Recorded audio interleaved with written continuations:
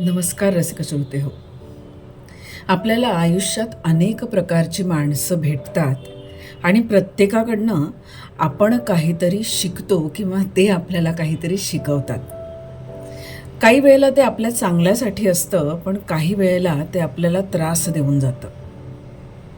मग अशा वेळेला त्यातून मार्ग काढणं म्हणजे चांगलं ते घेणं आणि वाईट ते सोडून देणं आणि आनंदी राहण्याचा प्रयत्न करणं, मनमोकळं जगण्याचा प्रयत्न करणं, स्वच्छंदी राहण्याचा प्रयत्न करणं.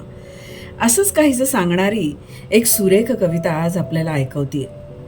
अर्थातच कवी आहेत प्रसिद्ध गीतकार कवी वैभव जोशी. ऐकूया. जगा वेगळी. तुझ्यासारखी तूच होतीस वेडे, तुझ्यासारखी तूच होतीस वेडे, तुझा घाट होता जगा वेगळा. तुला संभ्रमाचा कसा स्पर्श झाला, तुला संभ्रमाचा कसा स्पर्श झाला, तुझ्या पाकळ्या का मिटू लागल्या. तुझ्यासारखी तूच होतीस वेडे. निराळी फुले गंध ज्यांचे निराळे, निराळी फुले गंध ज्यांचे निराळे, निराळेपणा हीच ओळख खरी. निराळी फुले गंध ज्यांचे निराळे, निराळेपणा हीच ओळख खरी. कुणासारखी काय होशील तू, कुणासारखी काय होशील आता, निराळीच तू राहिलेली बरी. तुझ्यासारखी तूच होतीस वेडे. तुला लाभली तेवढी सत्य माती, तुला लाभली तेवढी सत्य माती, तुला भेटले तेच सच्चे ऋतू. तुला लाभली तेवढी सत्य माती, तुला भेटले तेच सच्चे ऋतू.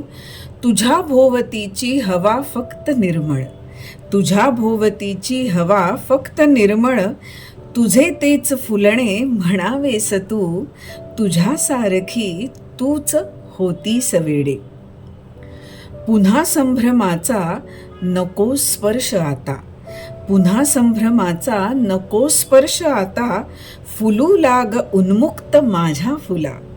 पुन्हा संभ्रमाचा नको स्पर्श आता, फुलू लाग उन्मुक्त माझ्या फुला.